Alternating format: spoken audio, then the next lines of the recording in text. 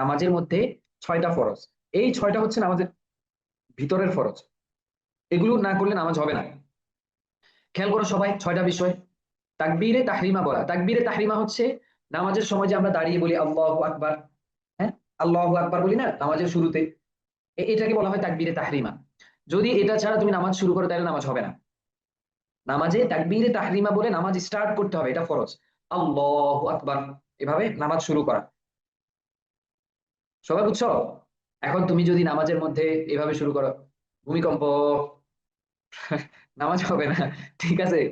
বা অন্য অন্য কোনো কিছু বলে নামাজ শুরু করলাম, অথবা তোমার নামটা বলে, তোমার নাম হলো আহ রাফি, তুমি এখন নামাজ পড়তে হবে, রাফি, নামাজ হবে না, ঠিক আছে? অথবা তোমরা তোমাদের ইমদাদুল্লাহ হুজুরের কাছে স্পেশাল ক্লাস করো, এখন তুমি ওই ইমদাদুল্লাহ হুজুরের নাম ধরে, ইমদাদুল্লাহ হুজুর, হুজুর তো নামাজের ব্যাপারে ক্লাস করাইছে না, এখন নামাজের, এখন মনে করো যে ক্লাসটা শেষে শরীরে একটু হিট থাকবে, এই যে হুজুরের নামাজ সম্পর্কে অনেক পূর্বে কথা বলছে, নামাজ পড়তে হবে, এখন তুমি নামাজের শুরুতে যায় ইমদাদুল্লাহ হুজুর এটা বলে নামাজ শুরু করছো, নামাজ হবে না, ঠিক আছে?